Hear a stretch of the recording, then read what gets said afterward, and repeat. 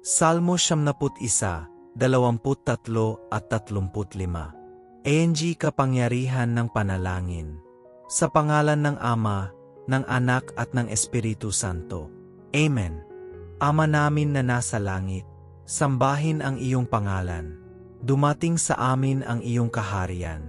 Matupad ang iyong kalooban. Sa lupa gaya ng sa langit.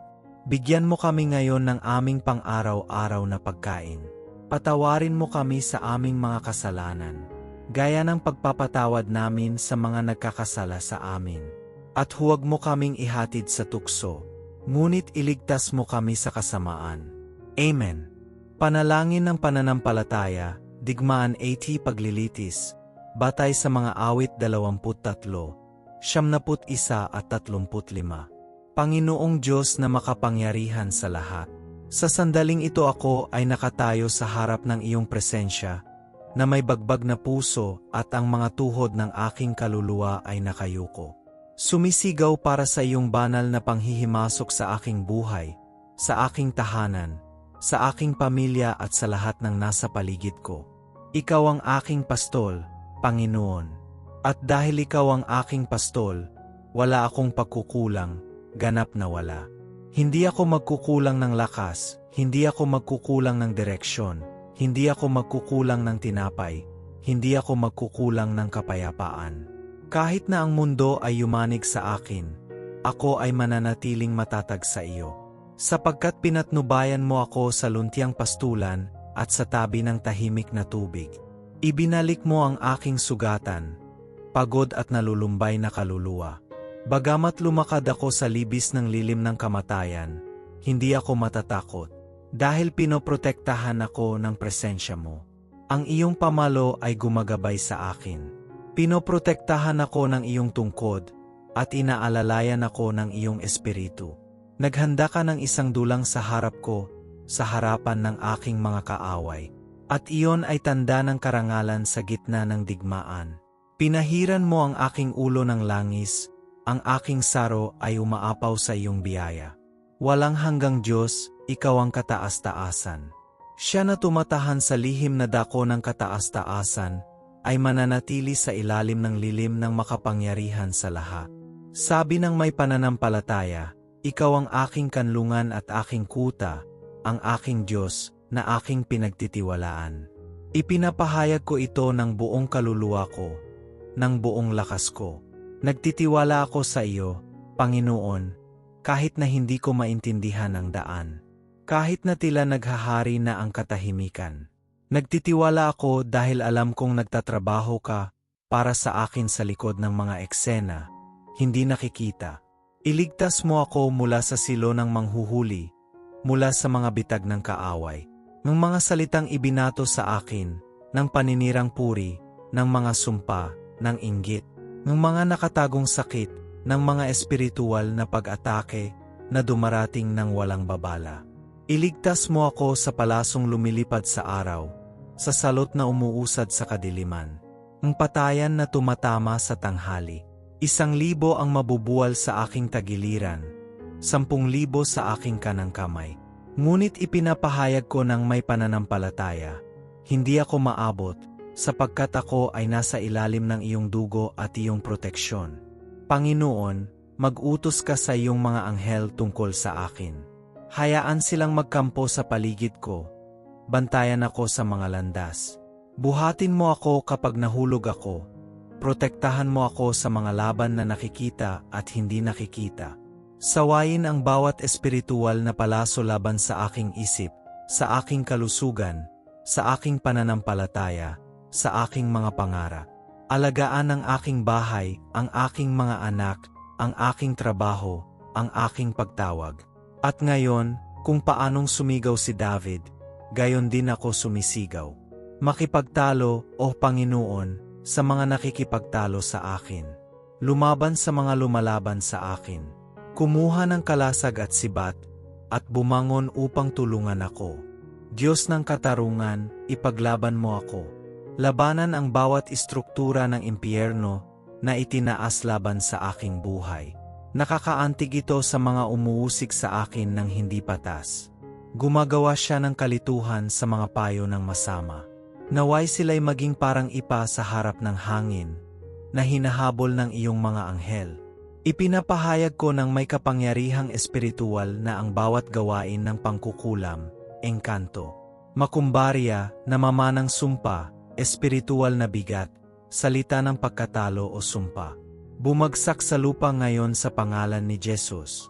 Bawat tanikala ay maputol, bawat bitag ay maalis. Sarado ang bawat pintuan ng impyerno. Sa pangalan ni Jesus, inaangkin ko ang pagliligtas ng Panginoon. Ikaw ang aking bato, ang aking kalasag, ang aking matibay na tor. Kahit na ang mga hukbo ay bumangon laban sa akin, hindi ako matatakot. Kahit na ang puno ng igos ay hindi mamulaklak, ako ay magagalak sa Diyos ng aking kaligtasan. Sapagkat ang Panginoon ang aking lakas, aking tagapaglaan, ang aking kasalukuyang tulong sa kabagabagan. Ikaw ang naghahanda ng aking tagumpay, at niluluwalhati kita bago pa man ito mahayag. Patnubayan mo ako, Panginoon, sa landas na walang hanggan. Iligtas mo ako mula sa aking sarili, mula sa aking pagkabalisa, mula sa pagmamadali na nagnanakaw ng aking pananampalataya. Naway huwag akong manalik sa aking sariling pangunawa.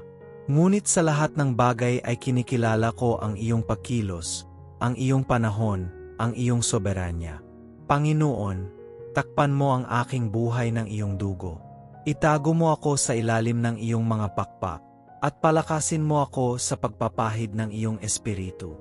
I-renew ang aking isip, palakasin ang aking espiritu, pagalingin ang aking katawan, at nagbibigay sa akin ng pag-unawa upang mapagtagumpayan ng karunungan at pananampalataya. Tulad ni David, ipinapahayag ko, ang aking kaluluwa ay magagalak sa Panginoon at magagalak sa kanyang pagliligtas. Lahat ng aking mga buto ay magsasabi, Panginoon, sino ang gaya mo? Walang ibang Diyos maliban sa iyo. Ikaw ang aking tagapagligtas, ang aking tapat na tagapagtanggol, ang aking tagapagtanggol sa masamang araw. At naniniwala ako ng buong puso na makikita ko ang iyong katuwiran. Makikita ko ang iyong pangalan na dinadakila sa aking buhay. Thank you Lord kasi kumikilos ka na. Dahil ang pinto na binubuksan ng Panginoon, walang nagsasara. Dahil ang tagumpay na ipinagkaloob ng Panginoon ay buo, ito ay malinis, ito ay tumatagal. Niluluwalhati kita, aking Diyos, para sa lahat ng nagawa mo na, sa iyong ginagawa at para sa kung ano ang iyong gagawin pa rin.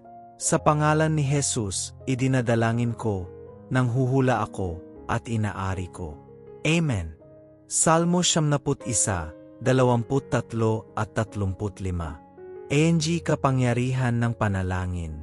Sa pangalan ng Ama, ng Anak at ng Espiritu Santo. Amen. Ama namin na nasa langit, sambahin ang iyong pangalan. Dumating sa amin ang iyong kaharian. Matupad ang iyong kalooban.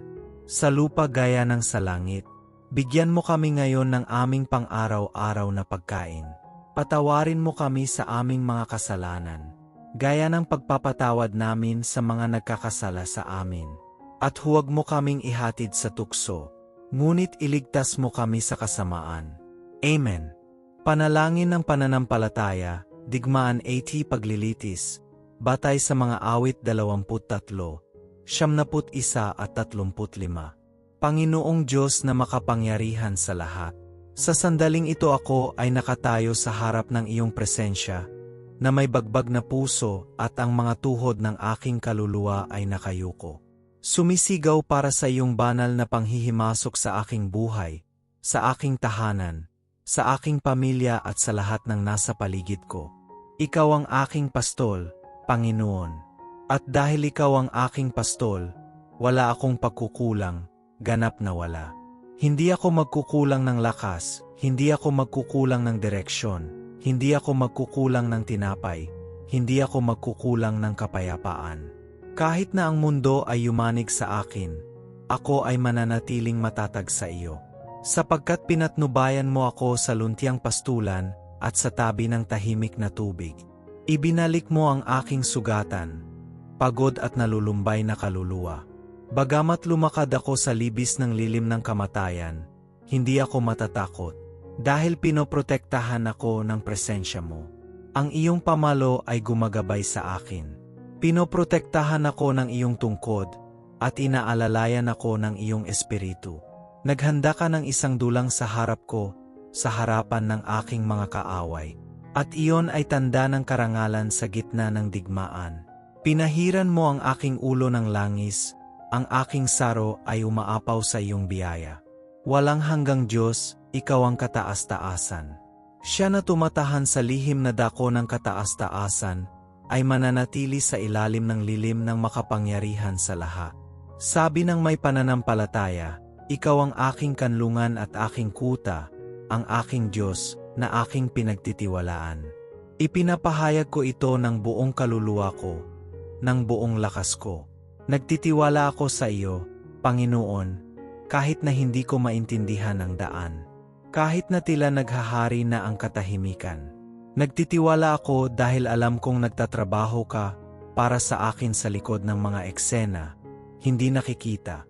Iligtas mo ako mula sa silo ng manghuhuli, mula sa mga bitag ng kaaway, ng mga salitang ibinato sa akin, ng paninirang puri, ng mga sumpa, ng inggit, ng mga nakatagong sakit, ng mga espiritual na pag-atake na dumarating ng walang babala.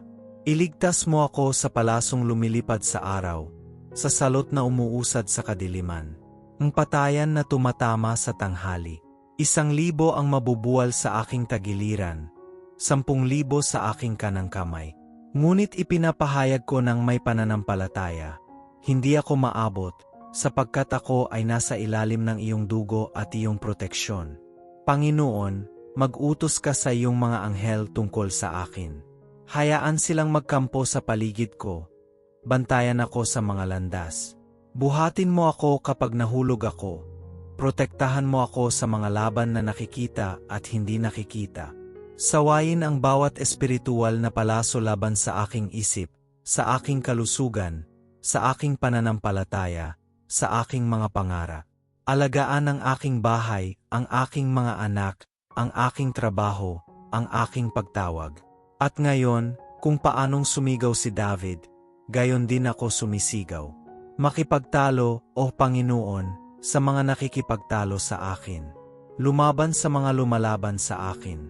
Kumuha ng kalasag at sibat, at bumangon upang tulungan ako. Diyos ng katarungan, ipaglaban mo ako. Labanan ang bawat istruktura ng impyerno na itinaas laban sa aking buhay. Nakakaantig ito sa mga umuusig sa akin ng hindi patas. Gumagawa siya ng kalituhan sa mga payo ng masama. Naway sila'y maging parang ipa sa harap ng hangin, na hinahabol ng iyong mga anghel.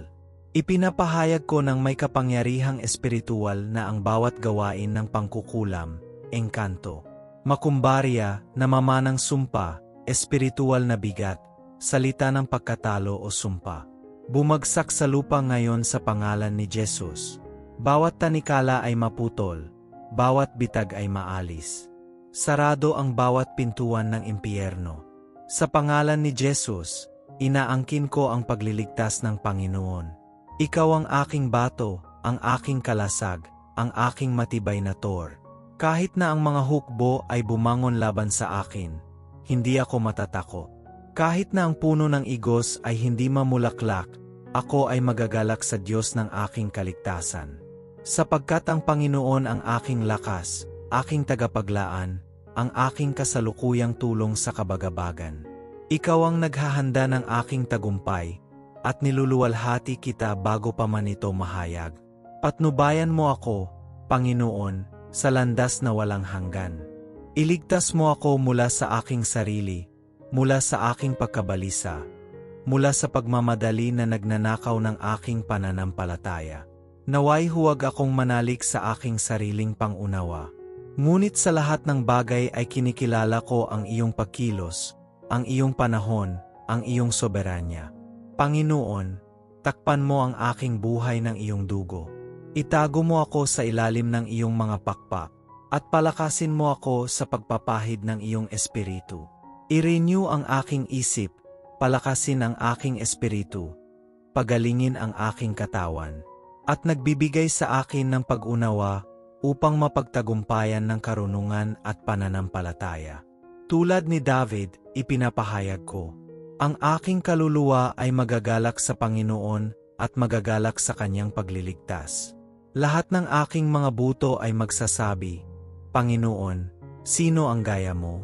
Walang ibang Diyos maliban sa iyo. Ikaw ang aking tagapagligtas, ang aking tapat na tagapagtanggol, ang aking tagapagtanggol sa masamang araw. At naniniwala ako ng buong puso na makikita ko ang iyong katuwiran. Makikita ko ang iyong pangalan na dinadakila sa aking buhay. Thank you Lord kasi kumikilos ka na. Dahil ang pinto na binubuksan ng Panginoon, walang nagsasara. Dahil ang tagumpay na ipinagkaloob ng Panginoon ay buo, ito ay malinis, ito ay tumatagal. Niluluwalhati kita, aking Diyos, para sa lahat ng nagawa mo na, sa iyong ginagawa at para sa kung ano ang iyong gagawin pa rin. Sa pangalan ni Jesus, idinadalangin ko, nang huhula ako at inaari ko. Amen.